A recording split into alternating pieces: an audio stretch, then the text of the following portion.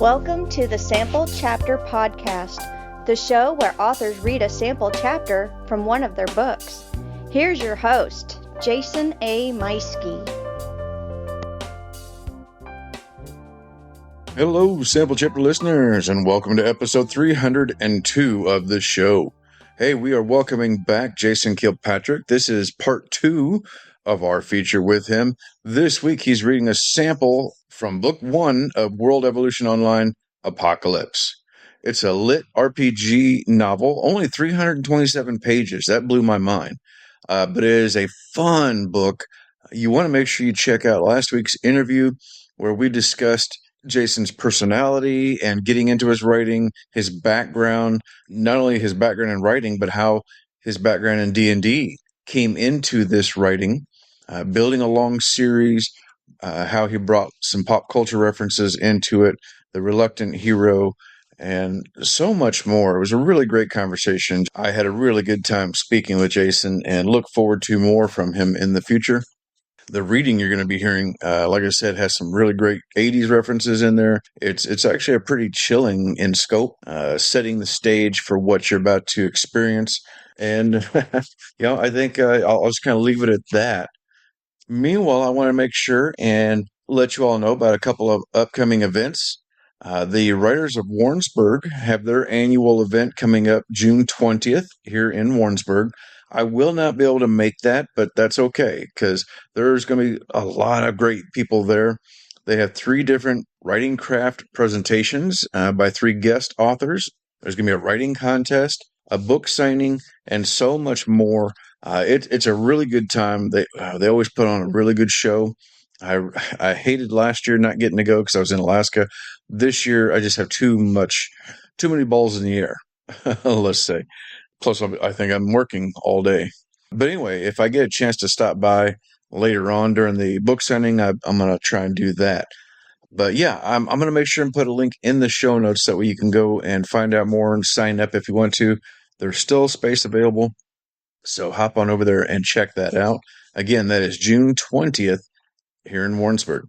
Now, if you want to catch me the next week, June 26th, that's a Friday, I will be downtown Springfield at Patti's pop-up shop. It's a really cool place. They rent out the store for all sorts of independent vendors, and that day is mine. I don't have the exact hours yet. It sounds like I could have the whole day. I just need to determine if I'm going to do that. But certainly throughout the lunch hour, I will be there for sure. But I'll have more information about that real soon. But meanwhile, I'm going to put a link in the show notes for Patti's pop-up shop so that you can check that out. All of you in Springfield ought to need, you really need to go and check this place out because you never know what to expect from week to week on what's going to be showcased there. And as probably by next week, I'll have my own event page set up for that coming up. Then, of course, later on in July, I do have an event in Herman. That's the Books and Booze event. And that already has a page set up. I'll go ahead and share that in the show notes as well. I'm making some really fantastic progress on my Bandit prequel, so much so that I actually am hoping to have the prequel pre-order available pretty soon. I'm targeting to have it ready by the time I go to Springfield. If I can do that, it depends on if the cover is prepared or not. I'm not sure yet. We'll see how that goes. But anyway, que sera, right? Yeah, right. Well, hey, I don't want to waste any more of your time. So why don't we go ahead and get on over to that fantastic sample chapter from Jason Kilpatrick coming right up.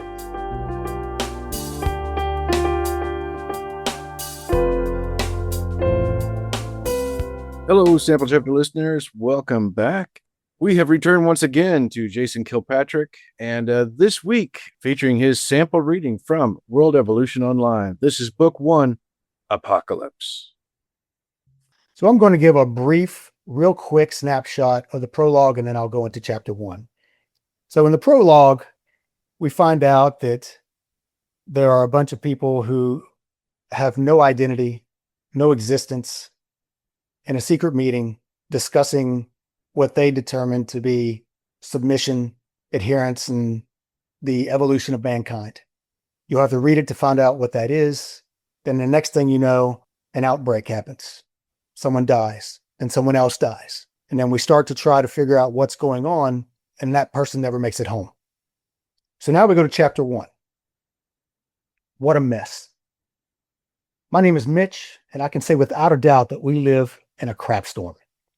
As I look out the window of my home into the cold, cloudy, and windy night that ripples the trees, you can still smell the light acrid scent of distant fires that rage around the country as the entire cloudscape reeks of it and has for months. Even in our country home, which was once a nice area about 40 miles south of Memphis, we have been unable to escape the impending apocalypse. The silence all around has been the case, with only the chirping sound of locusts and frogs. However, now it just seems eerie with the orangest hues in the faraway skyline.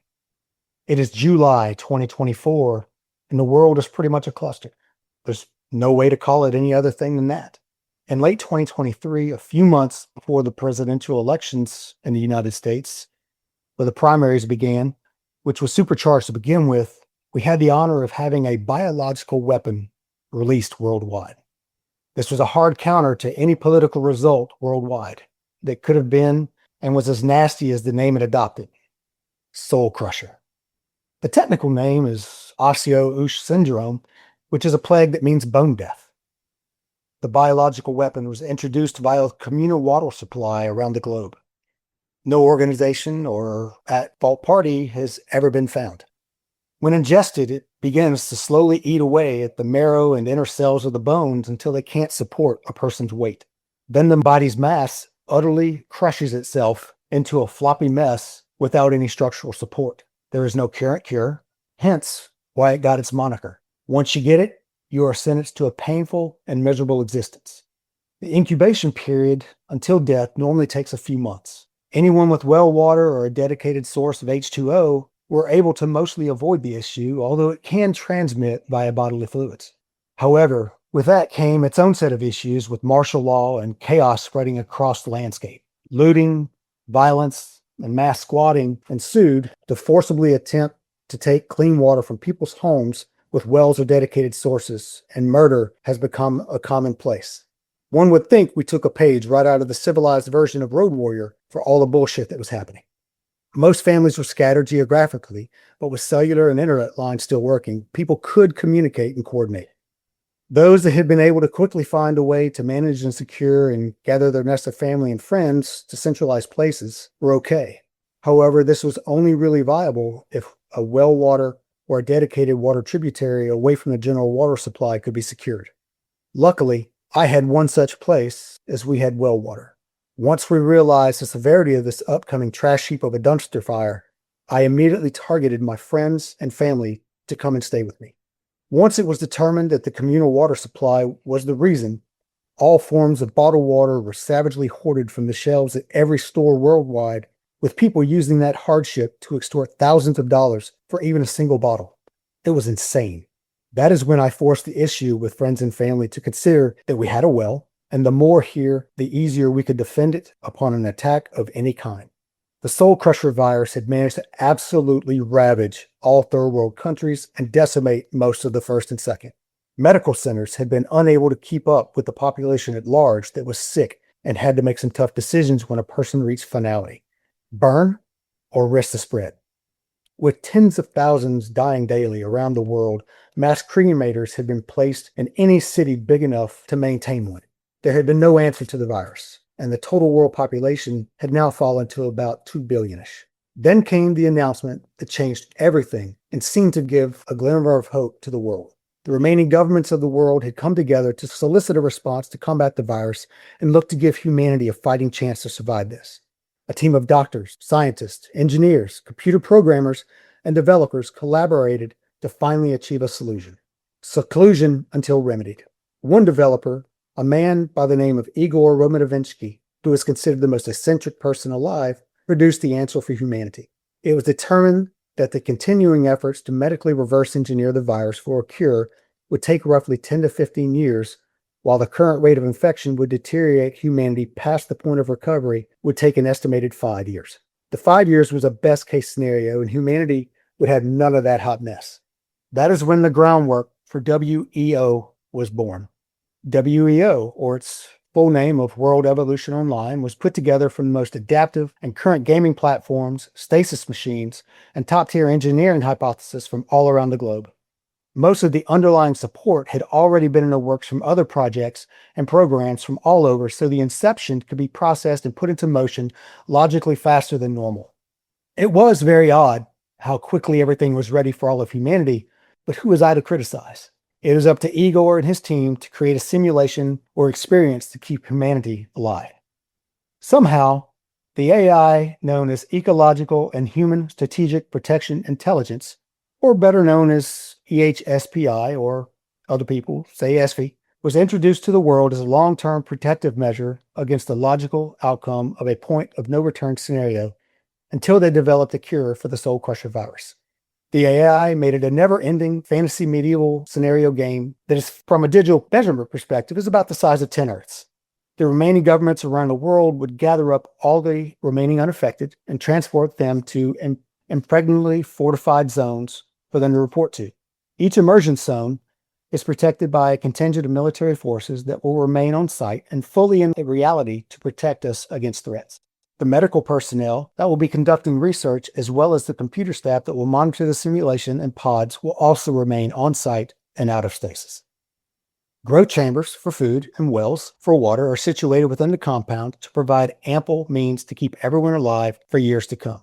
They will be completely stocked and safe, as each area is fully sufficient to supply itself and all of its inhabitants. For the people within the game simulation, a list of family and friends will be compiled so that they can connect and gather not only at the military zones, but also inside the simulation. Names and contact information will also be collected to assist in this. Once gathered, the population will be placed in state-of-the-art cryostasis machines.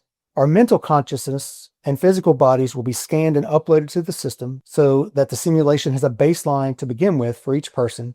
Food and water will not be necessary in the real world, as we will be ice cubes for the near future. The way the medical and scientific teams can work for a cure, while the engineers and computer-minded people can monitor the simulation and stasis pods without being hampered with the strain of having to feed and water thousands of people for such a long time. I am really scared to think what will happen to our home during the time we are on so-called ice. Will we ever be able to return? And if we do, what will we be returning to? Will Earth be something we even want to come back to? We are left with the cold, hard fact that we can only put our trust and faith in people we do not know and do not trust. It is our only long-term remedy for everything that is going on. So trust we will, and hopefully I can hold my family and friends for real one day without mutants roaming the lands or 12-foot tall cockroaches chasing us. That's a nightmare I want nothing to do with. We were told it will be an exciting fantasy, online simulation where we can be anyone or do anything we desire. Be the best of humanity, or its worst. I guess we will see. Most people are scared to what comes next, especially since it is unknown and they are ultimately relinquishing control of their mortal bodies. That is something most humans find terrifying, but if they consider their alternative timeline, it doesn't give them much of a choice, even though they do truly have one.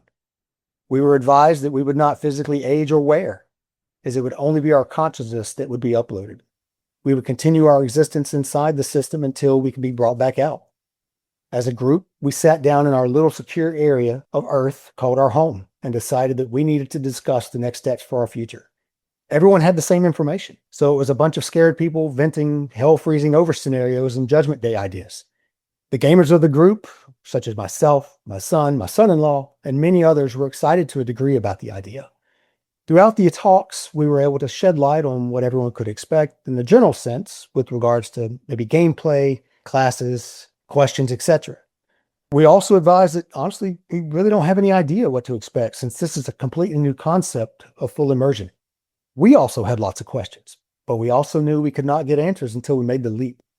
So after a few hours of heated and emotional conversation, we all agreed to join WEO and exchange predetermined character names that we produced that night, as well, honestly, as any backups in case of duplicity. We made a point to share our info with each other so that we can all be together in WEO. 2 months later, finally, after time having gone by, most of the surviving friends and family had arrived at the so-called protected zone just outside of Monticello, Arkansas. There used to be an old World War II POW camp there that was a worn down field used by the local university for cross country running and practice, and until it was commandeered by the U.S. military for Operation Destitute Survival. That is what this mess is called officially.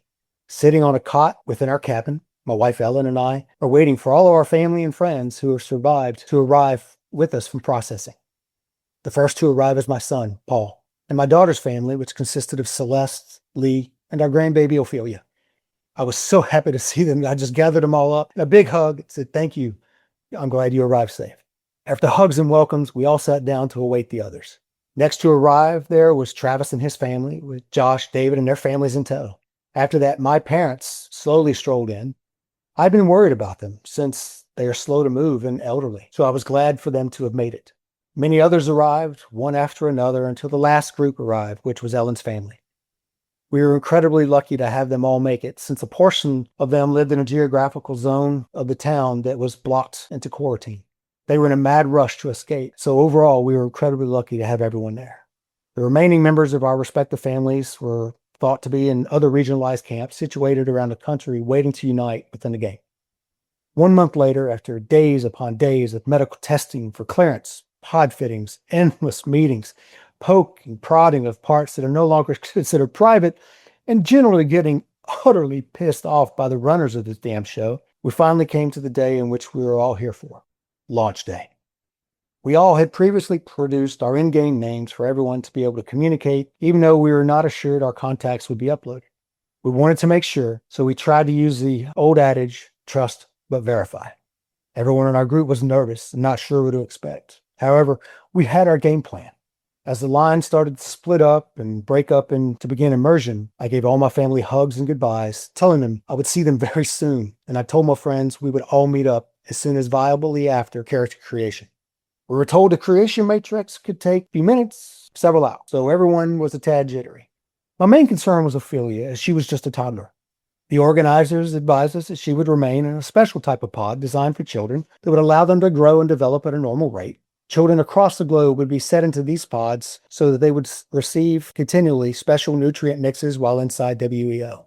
This would allow their bodies to grow at a normal rate until maturity determined by the medical specialists. And at that point, they would cross the threshold into the adult phase of stasis in the blink of an eye. This way, when we re-entered the real world, their bodies would match their mind. They would go through a continuous activity and physical regimens to ensure peak conditioning and health. After saying my temporary goodbyes, I strolled down the cold and dimly lit corridor around several curves until I found my pod number, which was SPO 8675309. I caught notice of the pod number and I chuckled out loud at the ID number. Suddenly, I started singing the 80s hit song. With regards to the pod, I thought, well, isn't this a crappy home for the next 10 or 15 years? I mean, no kitchen, no TV, no bathroom. What the hell? I uttered to myself as I stepped in laughing. I stripped down to the standard outfits that were given to us to wear for stasis, and I must admit, it was not very flattering. Just the basic of twill cotton on bare skin. Thank goodness I wasn't nipping out, I told myself. I lay down into the pod and tried to get as comfortable as I could. There was a timer display on the pod that said T-minus 10 minutes to stasis. It was real now.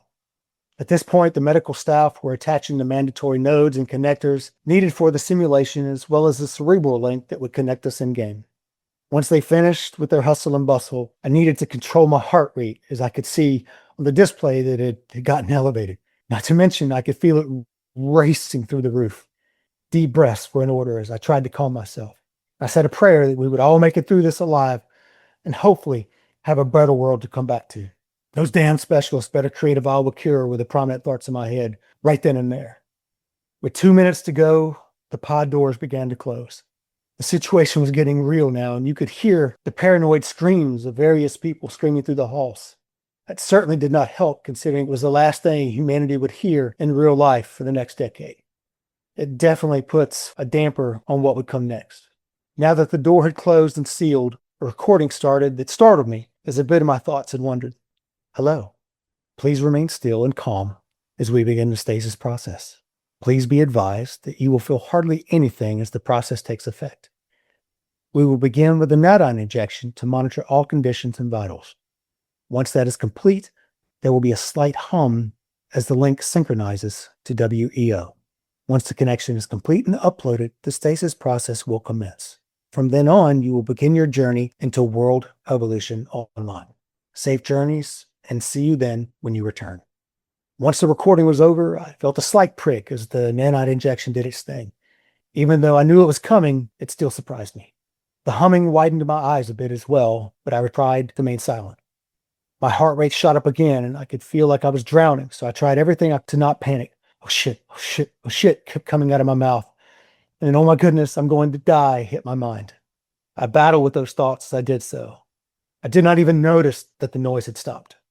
When I finally gathered my wits and got into a state of calmness as I had focused on my family and friends that I would see shortly, as I entered the meditative stance that I had practiced repeatedly, it all froze and went black.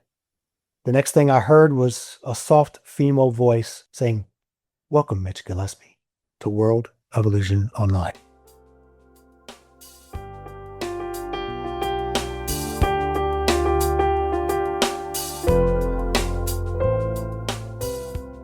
There you go, folks. That was Jason Kilpatrick reading a sample from his World Evolution Online Book 1, Apocalypse.